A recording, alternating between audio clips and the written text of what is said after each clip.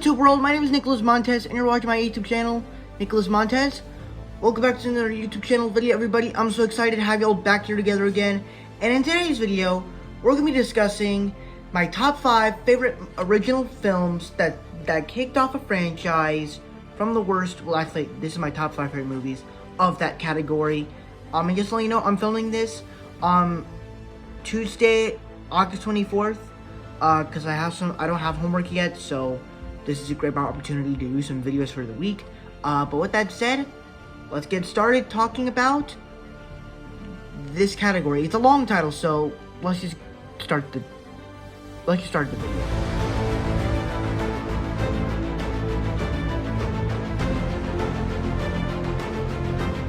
Okay, so for me, this is the proper way to do a team-up superhero film.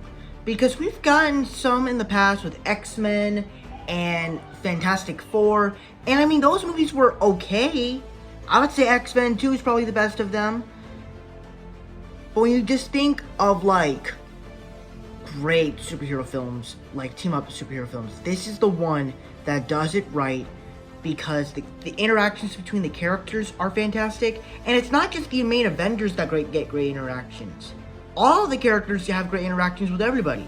Whether it's Phil Coulson having little talks with Captain America, talking about him having little trading cards of him, and that he was watching him while he was sleeping while he was frozen in ice. There's all these little cool moments with him and Thor that gives callbacks to the first Thor film when they first met.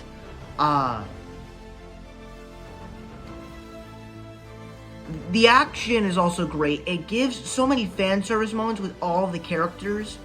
And the third act is just a slang bang where Captain America, where all the characters do what they're supposed to do.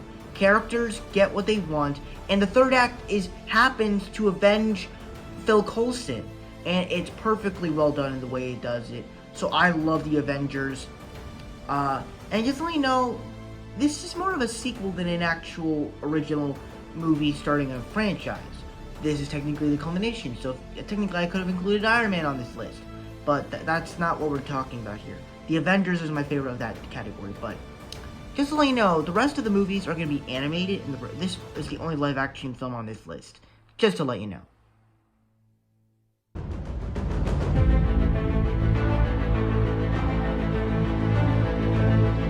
Now, Kung Fu Panda was an absolute surprise.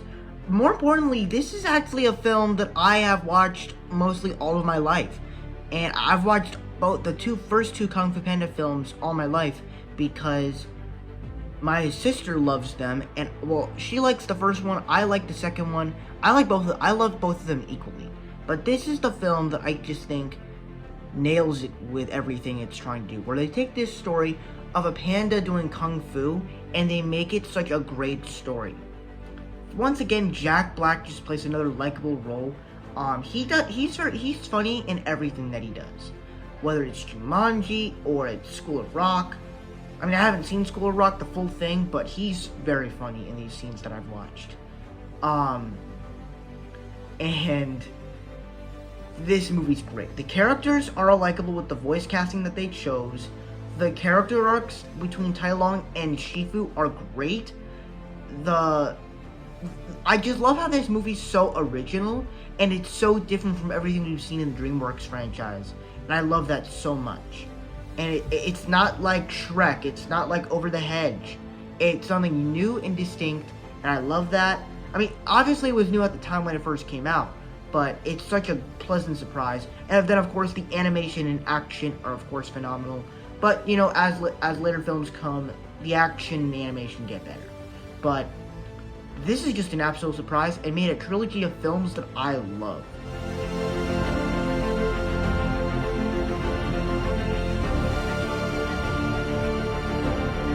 Now, Spider-Man Into the Spider-Verse was such a pleasant surprise.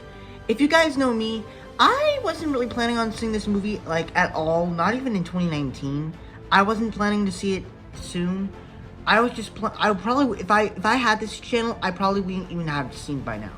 But now that I have seen it, I can finally talk about it, and this movie is just fantastic. It's just known to be one of the greatest animated films, and even though it came out like 3 years ago, back in 2018.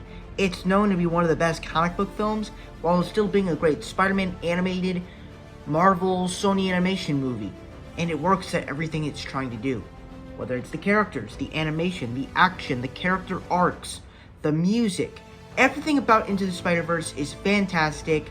The humor is top notch, and everything just works at what it's trying to go for. And it just feels so comic booky. Now, there are two issues. I do not like the look of Kingpin and the three other editions of the Spider-Verse characters. I just never really found them interesting.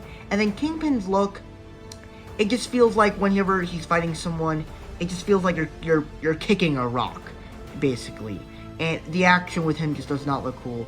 But if I watched Daredevil, I probably would say that the action in that show with the Kingpin is much better than in Into the Spider-Verse. Besides that, this is a fantastic film, and I can't wait for the sequel that comes out.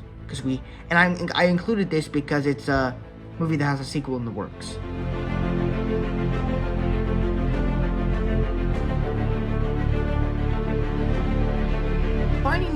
Finding Nemo was just such a great film. I love this movie. It's like Kung Fu Panda. This is another one of those animated movies that I grew up with, and it's a pleasant surprise. The characters are just so likable and so memorable. The lines are memorable. The animation is stunning and feels like you're literally in the ocean. And one of my favorite rides of Epcot at Disney World is the Finding Nemo ride. And one of the things I love to do after that ride is going to see the aquarium that they have there. And I wish I could spend more time there. Like, if I ever plan, like, if I'm an adult and I want to go to Disney World by myself, or with a girlfriend, if I get one soon, because I don't have one, we could plan something, and we could, like, go see the aquarium as long as we want, and no rush.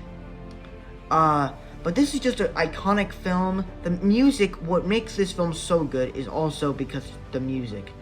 And there's another film that we'll talk about the next on this list that I love the music for, but this movie's perfect in every way possible.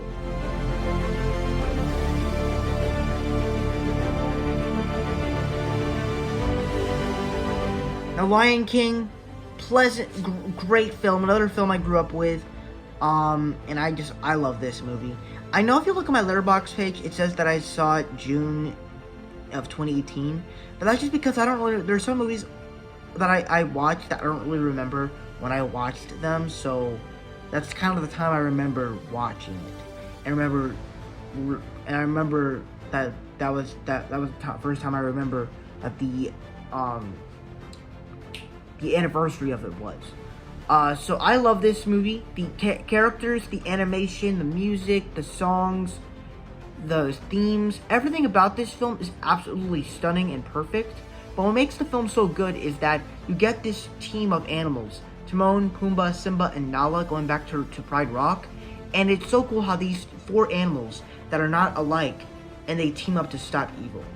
I just love when movies do that, where they take these unlike characters and team them up. And I love when movies or TV shows do that, and they do the unexpected, and I love that. And you just get these awesome interactions together. And so I love Lion King. It's just one of the best films. So that's why it's my number one favorite movie of original movies that are starting a franchise.